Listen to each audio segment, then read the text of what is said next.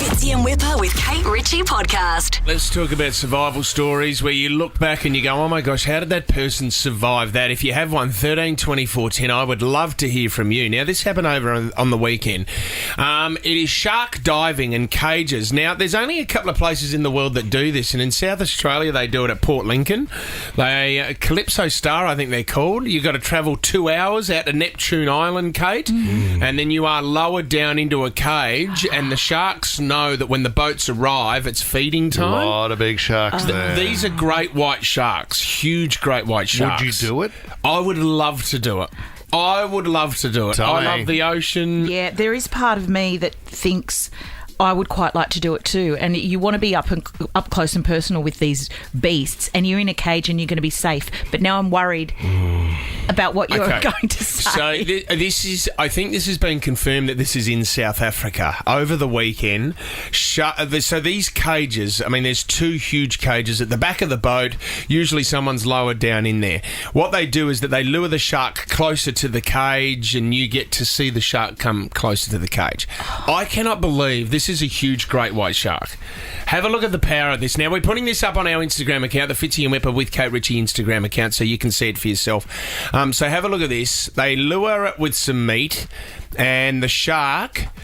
I'll play the audio for you. Have a listen to this. The shark actually gets into the cage. Oh, my God. Is there someone in there? Now, we don't know if there is anyone in the cage. But have a look at the power of the shark, and it gets out through the top of it. Oh, my God, that person's about to jump into the cage. Have a look at the thrashing of the shark and how big it is. And it gets free. Now, listen to everyone here. My buddy's in the cage. This guy is at the bottom of the cage while this huge great white shark is in there, and he survives. He doesn't have a scratch on him. Well, I guess the only thing going for him was that the shark was so distressed being trapped into the cage that it wanted to get out the top and didn't realise the meal at the bottom. Who designed the cage? That guy's on the side. I'm going to leave some bigger gaps just in case you want to get both hands out for a photo. You're putting a couple of extra grills in for next time, aren't you? That is really scary. He did it. He walked out of there with a camera.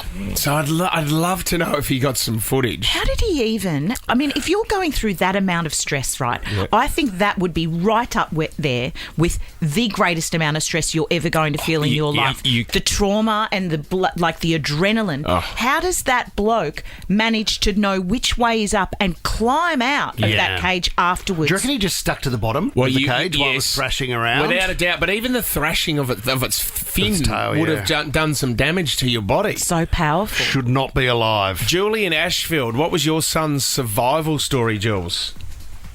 His class flipped like 360 degrees. His class did, or the car did?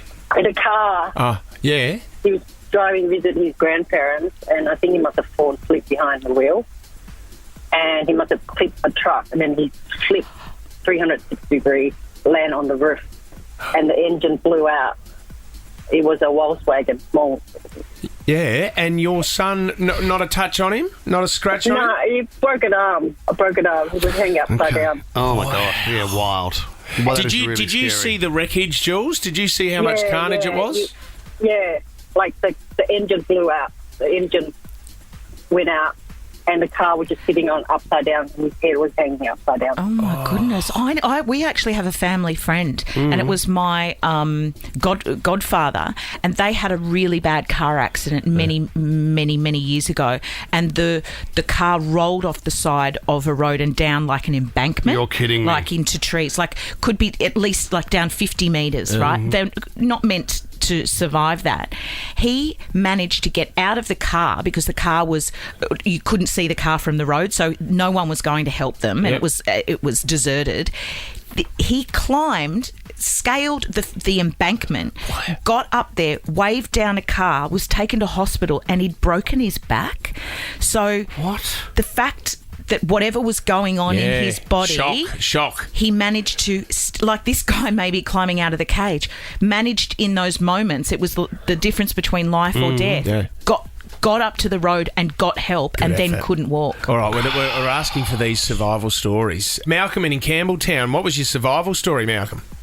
I was in the British Army in 1988, serving over in Northern Ireland. I was involved in a terrorist bombing, Yep. whereas quite a few of my colleagues all perished. God. I was in hospital for quite a long time in Northern Ireland. They then flew us to another hospital in Belfast when the terrorists tried to attack us again. Oh, my God. Oh, my then- God. Then they flew us back to London, where we went through a recovery process in hospital. I then left the army a year later and married my boss's daughter, who was a major, and moved to Australia. And then he Wow. tried to kill you. Hey, what were your injuries, Malcolm?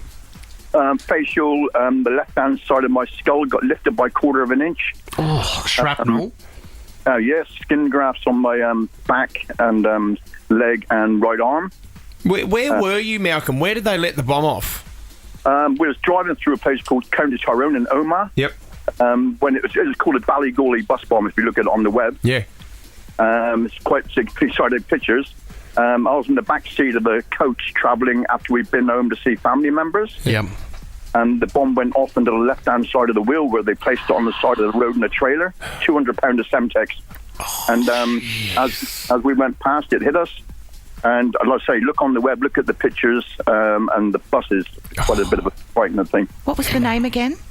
Malcolm. No. No, not your name. The name of the crash. We're looking at it here, Ballygawley.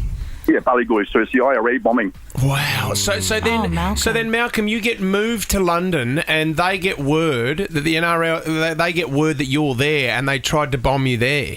No, that was in Belfast. We was in Omagh in County Tyrone. Yep. Then they moved us to Belfast Hospital. Yep. And that's where they tried to get us again. And so they then moved us low-level air flight back to the UK. Great story, Malcolm. You're not Thanks, meant to buddy. be here, buddy. Well done. Georgia in Campbelltown, what's your survival story? So my auntie and uncle, well, my now uncle, right? My auntie was having an affair with my now uncle in the bush in the Blue Mountains. And she got struck by lightning. Oh, my God. The cheeky little minx. The wrath of God. So But she was fine. And then they did a thing in the newspaper about it, and she got found out for having an affair. And they're still together. Struck by lightning. Oh, Is no. that not the karma lightning bolt? So they're out in the bush just going for it, and what? Did it do any damage around them at all, Georgia? Do you know? I know it hit a tree, but then it hit her leg, and she's still got the G's. And she's like nearly 70 now. Oh, that is hilarious. Are you sure it was lightning or maybe it was your uncle? He's a bit of a weapon. What a great laugh that you have every Christmas over that, Georgia. That is brilliant. Like it's the thunder, best like day. lightning. It's Couldn't my write auntie. it. Fitzy and Whipper with Kate Ritchie is a Nova podcast. For more great comedy shows like this, head to novapodcast.com.au.